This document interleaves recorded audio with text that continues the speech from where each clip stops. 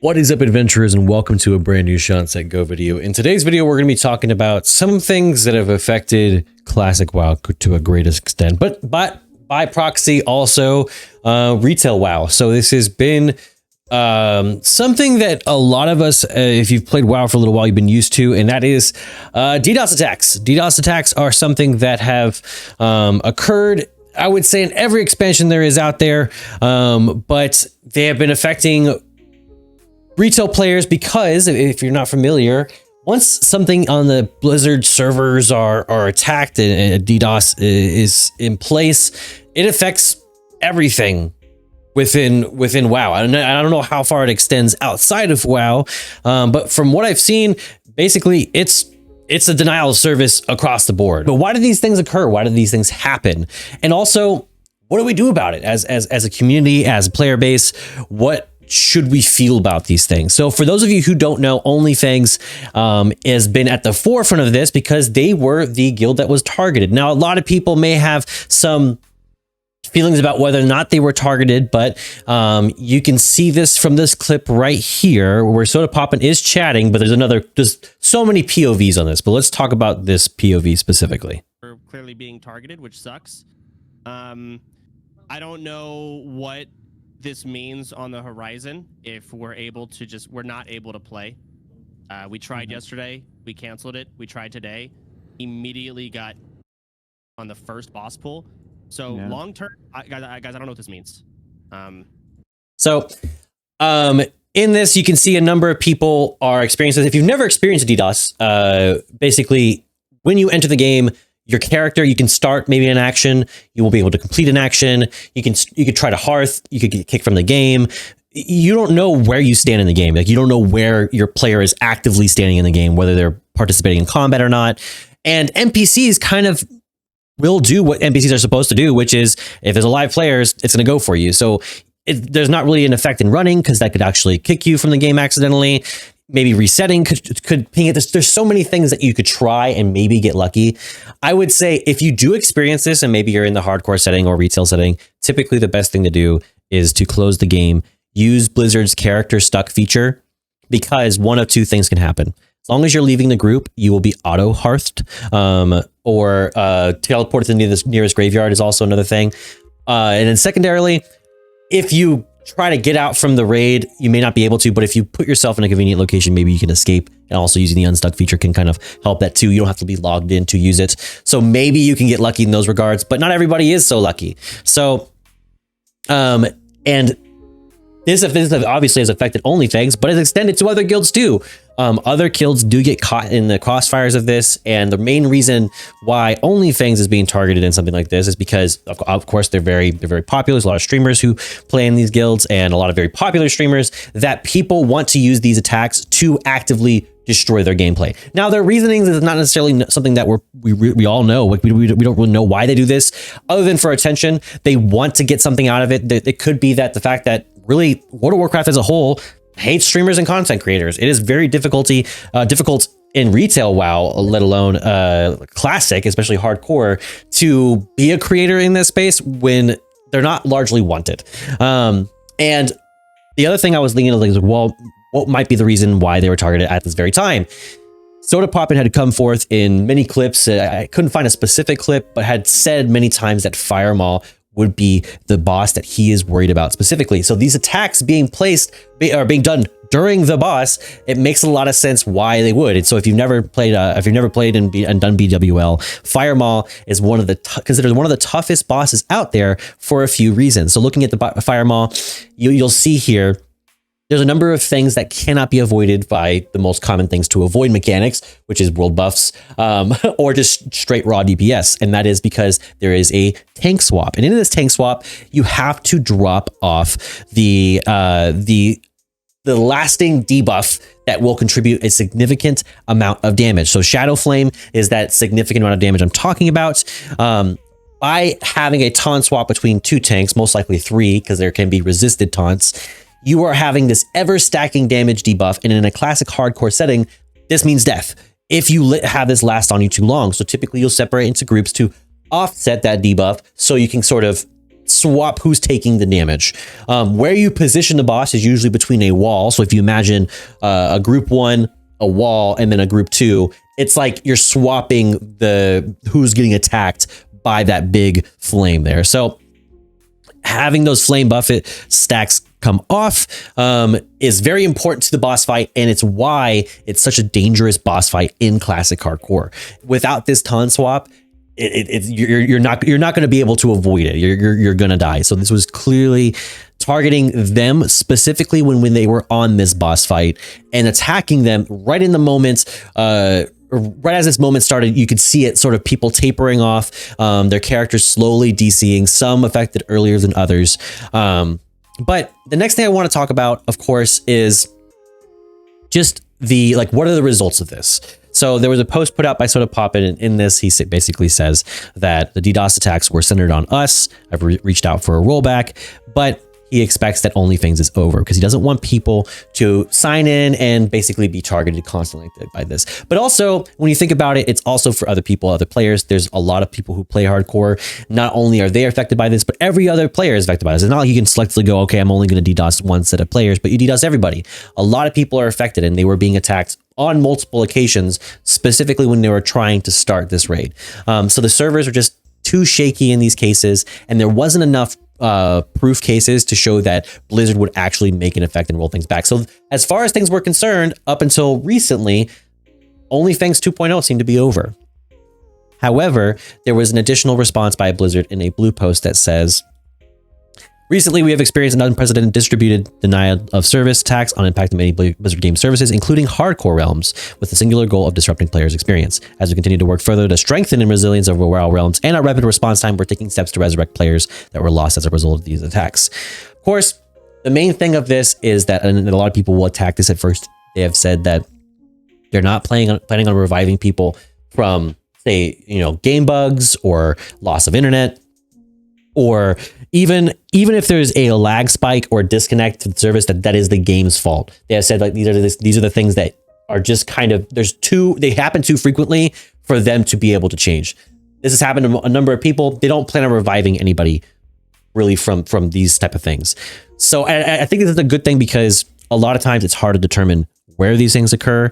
My one response to that is that back when hardcore was an add-on, it used to be that as long as you were streaming it and you had active recordings of it when it happened, you could show it and prove it, and you could be essentially revived.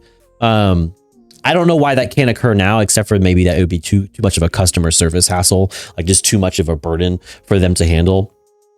Of course, multi-million, hundreds of millions dollar team, but it is what it is.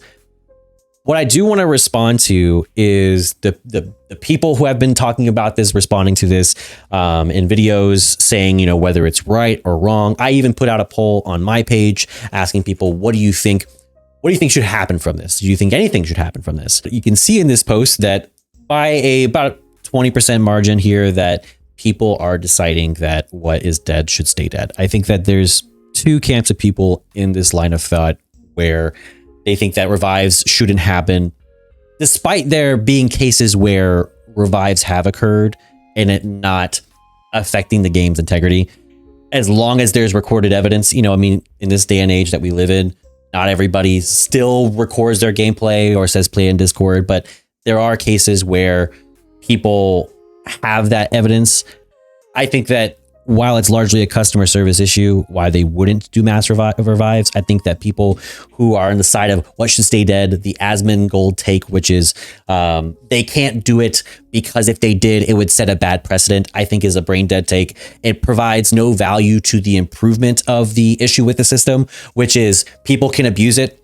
And because they can abuse it, we're not going to do anything because we have to stand on the morally right side of things, or because people in the past have been, say, affected by issues with the game latency, and they're not being revived because it happened in the past. Like now, everyone's character in the past should be caught in this. I think it's logical for them as a developer team to say that, hey, we're going to do it in this case.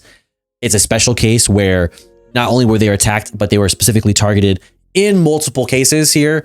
And a large amount of people were affected, not just in a guild, but of course across the realms. I think if you look at the death logs, there was a large number of people who were affected, not just OnlyFans. But I think people only want to see their side of things because they go, well, I wasn't helped in this scenario, so nobody else can be helped in this scenario. So that's why I think it's kind of a brain dead take to be like, oh, well, nobody should get it anyways, because any time you do this now, it affects the integrity of hardcore. I think that's an absolutely ridiculous take to have. I think that people are being enabled to do this because they know there's not going to be any response. So to me, Blizzard having a response and a method to effectively restore players shows that not everybody is able to just actively do this to ruin people's player base. And I don't want to necessarily be like every single time this happens, it's specifically to target streamers. And this seems to happen on a semi-consistent basis, specifically to target streamers and content creators. And so I think that if you're going to do something in response to it, even if it's not the best response, even if it doesn't save everybody, at least it's doing something to say like, hey, you could do all that effort and risk, I believe, committing a felony, but it may all be for naught. So you don't even win in whatever sense of the way that these people, these insane people, are considering themselves, like I'm this warrior. I'm gonna win for all of us who hate content creators in the World of Warcraft space, and they do these insane acts against streamers that they have some sort of parasocial or antisocial or incel relationship to. So I think it's good that this is occurring. I don't mean to attack all the people who are on the side of what a dead should stay dead. I'm sure there's a certain amount of people who go, well, I think you need to keep the status quo of the game. I think it's best not to change things up, because up until this point, there's a lot of people who have, quit the game from things that have happened in the game. I understand that perspective, but I think it's short-sighted. So I don't mean to be like it's an like I said brain dead. I'm aware of that, but I think it's a silly take for a content creator as big as Asmongold to take the side of we shouldn't do anything because doing something is worse than doing nothing.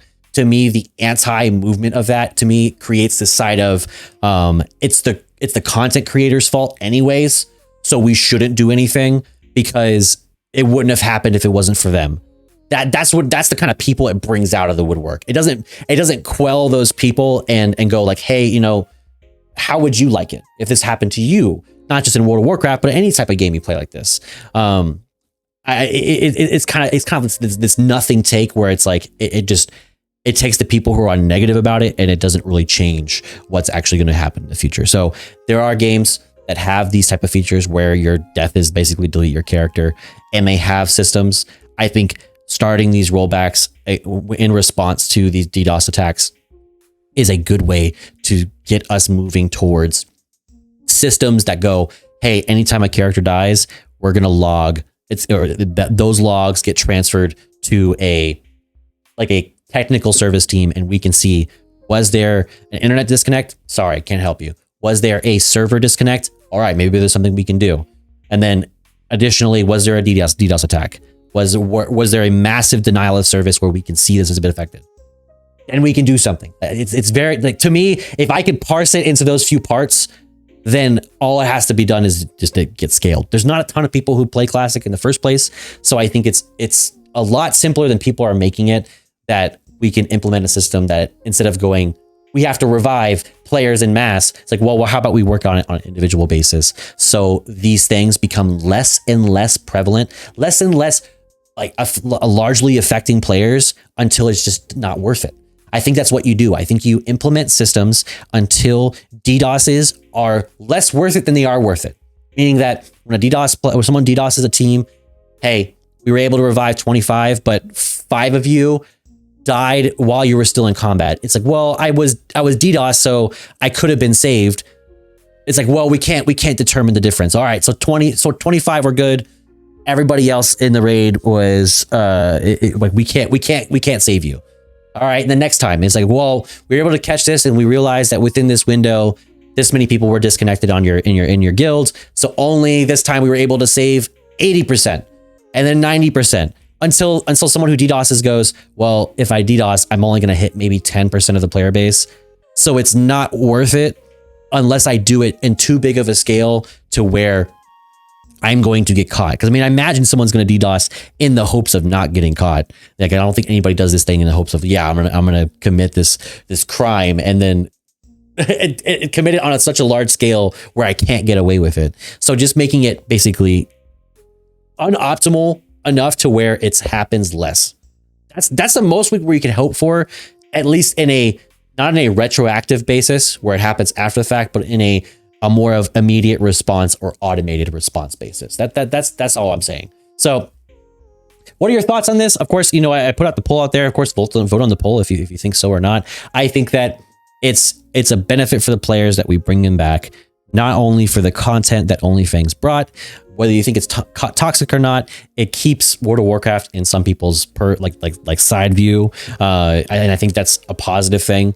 I think the more you keep classic in people's like view, the more whether it's hardcore or whatever, I think the more that people are wanting to play it, brings more eyes to the game, and it eventually brings people to retail, you know, by some sort of third party. Like, if you like the old version, maybe you like the new version. So I think it's good for the game overall to have content creators in this space.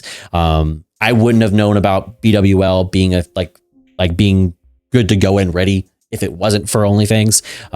And it's kept me in the game, even though I mainly play retail WoW. So I think that having something like this in the game is overall for the best. And I hope that the people who are on the side of things that are dead should stay dead do start to understand that these things affect streamers and affect content creators, because they're in a different position than you. And I think a little bit of empathy goes a long way when we understand that a lot of what hardcore is kind of the denial of this realization. And as this was said specifically in the Race the World First, but I think it applies in hardcore, and that is losing is 100% more devastating than winning it feels good. So losing is more devastating than winning feels good. So losing in this is going to get people to quit the game and make people feel like that not only that the game is not worth playing, but that also that World of Warcraft is not worth your time. So I hope that this has brought a little bit of understanding to why we're at the stage that we're at and why these things happen, but also why it's important that we respond to these quickly, so we can that way we can implement systems that improve the game overall. Because even if you play retail, you've been affected by this and you've seen it. So by improving this system, you know, maybe due to content creators, it could be because they brought so many eyes to it. We, by proxy, say when we're watching Race the World First, or you're just rating and you're rating in retail, it happening less is going to have a positive effect. And by having systems in place, your gameplay is going to improve. So let's hope that we can have improved systems and increased integrity of these servers, and then increased response time, automated response time to things like this. That way, you know, maybe one day it'll happen 0 times. But until the next one, I'll catch you. Peace.